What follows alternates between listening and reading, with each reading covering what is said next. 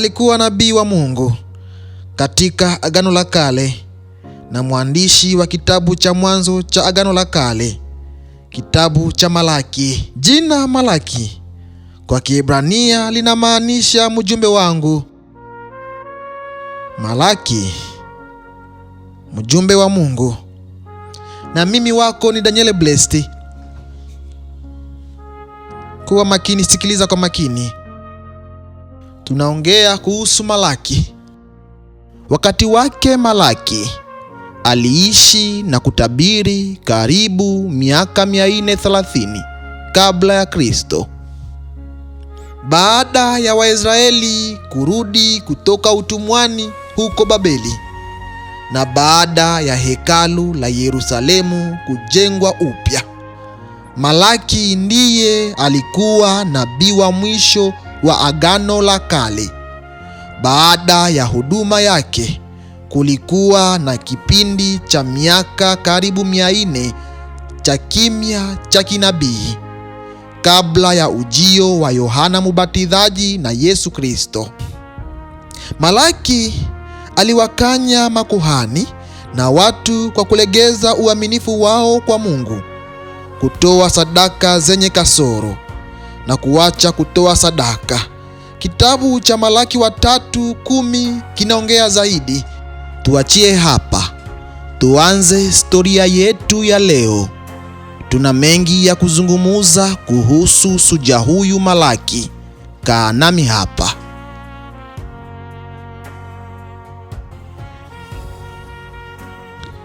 Lakini umewahi kujiuliza ni nini kinachoweza kumfanya Mungu kukaa kimya? Si kwa siku chache, si kwa wiki chache, bali kwa miaka 400, karne 4 bila nabii hata mmoja, bila maono hata moja, bila neno lolote kutoka mbinguni kupenya katikati ya giza.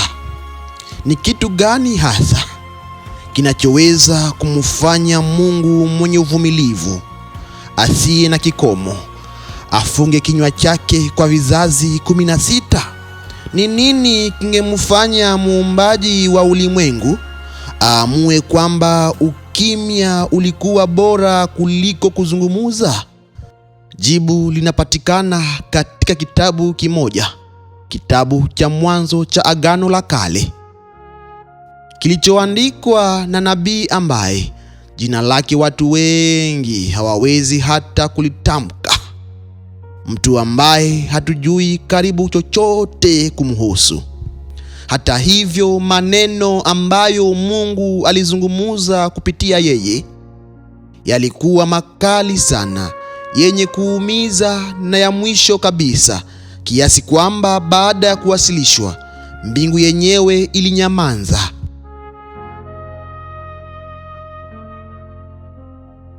Hii ni habari ya Malaki, sauti ya mwisho kabisa kabla ya ukimya mrefu zaidi katika historia ya Biblia, na yale aliyoyasema karne 24 zilizopita yanachoma kwa kina vile vile leo, kwa sababu tunarudia mifumo ile ile, tukifanya makosa yale yale, tukimletea Mungu masalia yale yale, huku tukitarajia baraka zake, kufuata taratibu za kidini tu, huku mioyo yetu ikiwa mbali naye.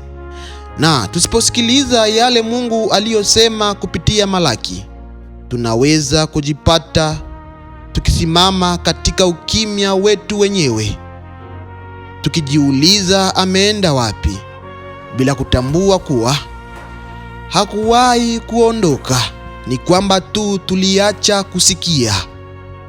Malaki, jina lenyewe linamaanisha mjumbe wangu wa Kiebrania. Kwa ufupi, haya ndiyo mambo yote tunayoyajua kumhusu mtu huyu. Biblia haitupi ukoo wake, mji aliotoka, historia ya familia yake, wala kisa chochote cha kusimua cha wito wake, kama vile Isaya alivyomuona Bwana kwenye kiti chake cha enzi, au Yeremia alivyowekwa wakfu mtakatifu tangu tumboni, au Ezekieli alivyokula vile vitabu vya kujuzi na kutabiri mbele ya mifupa mikavu.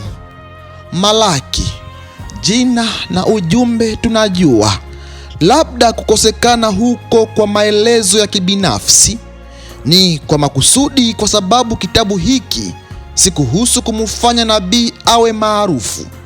Ni kuhusu kufikisha onyo la mwisho la Mungu kabla karne nyingi za ukimya kuanguka kama pazia nzito. Muda huo unaweza kuamuliwa kutokana na vidokezo vilivyo ndani ya mtini yenyewe. Malaki alitabiri takribani miaka 450 kabla kuzaliwa kwa Kristo. Hii ilikuwa takriban karne moja baada ya Wayahudi kurejea nyumbani kwa unyonge kutoka kwenye uhamishaji wao wa miaka 70 huko Babeli. Mioyo yao ilikuwa imejaa matumaini ambayo kwa masikitiko makubwa yalidumu kwa muda mfupi sana. Walikuwa wamerudi na kukuta Yerusalemu ilikuwa magofu, kuta zimebomolewa, majengo yameporomoka na hekalu limeharibiwa. Lakini walikunja mikono yao na kuanza kazi. Chini ya uongozi wa Zerubabeli, walijenga upya lile hekalu, ingawa lilikuwa si kitu kikilinganishwa na jengo lile la kifahari ambalo Solomoni alikuwa amejenga karne nyingi zilizopita. Chini ya usimamizi wa Nehemia, walirekebisha kuta za mji kwa muda wa kushangaza wa siku 52 tu za kazi ngumu na ya kina. Na chini ya mafundisho ya Ezra, walifanya upya ahadi yao kwa sheria ya Mungu. Kwa kitambo kidogo, kila kitu kilionekana kuwezekana. Lakini baada ya hapo, miaka ikaanza kupita. Mwaka mmoja ukawa 5, 5 ikawa 10, 10 ikawa 20, 20 ikawa 50, na ule utukufu walioahidiwa haukuwahi kuja. Masihi hakutokea, na mataifa hayakumiminika Yerusalemu ili kujifunza kuhusu Mungu. Uwepo mkuu wa kimungu wenye nguvu nyingi haukulijaza hekalu. Watu walibaki kuwa chini ya mamlaka ya Uajemi, wakilipa kodi ya wafalme wa kigeni na kuishi chini ya utawala wa magavana ambao hawakuwachagua wao wenyewe. Ukame ulitokea, mazao yakaharibika, maisha yakawa magumu, na watu wakaanza kutilia shaka kila kitu walichokuwa wamefundishwa kuhusu Mungu. Polepole, kama vile kitu kilivyokula chuma, kitu fulani hatari zaidi kuliko uasi wa wazi kilianza kutawala: ubaridi wa kiroho, uvuguvugu wa kidini, na kufanya mambo kwa mazoea tu bila kuhisi chochote moyoni. Makuhani ndio walionyesha mwelekeo huo. Wanaume hawa ambao walipashwa kuilinda sheria ya Mungu na kuifundisha kwa uaminifu, walikuwa wameharibika maadili. Walipewa rushwa ili wafumbe macho wasione maovu. Walifundisha kwa ajili ya kupata faida badala ya kufanya hivyo kwa utoleaji wa dhati. Na jambo lililodhihirishwa zaidi uovu wao, walianza kukubali wanyama wagonjwa, vipofu na vilema kwa ajili ya dhabihu. Walikekeuka moja kwa moja amri zilizo wazi za vitabu vya mambo ya Walawi na kumbukumbu la Torati, kwamba ni wanyama wasio na dosari tu ndiyo wanapashwa kutolewa dhabihu kwa Bwana. Watu walishuhudia viongozi wao wa kiroho wakimtendea Mungu kwa dhabihu, nao wakajifunza kufanya hivyo hivyo. familia zilianza kuleta mifugo yao duni kabisa hekaluni. Kondoo wagonjwa ambao walikuwa kwenye hali mbaya kiafya, lakini pia mbuzi vilema ambao hawakuweza kutembea vizuri, pia ng'ombe vipofu ambao hawakuwa na thamani yoyote sokoni. Waliiweka mifugo hiyo ya kusikitisha juu ya madhabahu ya Mungu na kwenda zao nyumbani, wakijisikia kuridhika kwamba wametimiza wajibu wao wa kidini. Wanaume waliwapa talaka wake zao wa Kiyahudi ili kuwaoa wanawake vijana wa kipagani ambao walikuwa wenye kuvutia zaidi, wenye uhusiano mzuri zaidi wa kisiasa na wenye manufaa zaidi kifedha. Walivunja ahadi za agano kana kwamba hazina thamani yoyote. Zaka zikaacha kuingia kwenye bahari ya hekalu. Sisi tuna shida zaidi na pesa hizi kuliko Mungu. Watu walijitetea, yeye anamiliki kila kitu. Sisi tuna bili za kulipa, ataelewa tu. Na mazungumzo kule sokoni yakazidi kuwa ya uchungu na ya kubeza na yenye mioyo migumu. Kuna faida gani ya kumtumikia Mungu? Hebu tazama pande zote.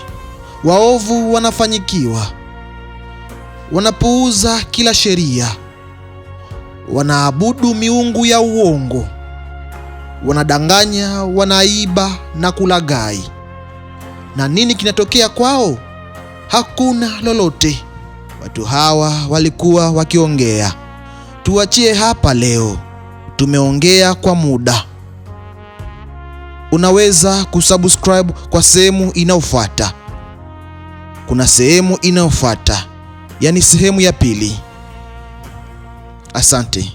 Usisahau kusubscribe ili usikose sehemu ya pili. Hii ni sehemu ya kwanza. Subscribe kwa sehemu ya pili, yani part 2. Tuna mengi ya kuzungumza kuhusu Malaki.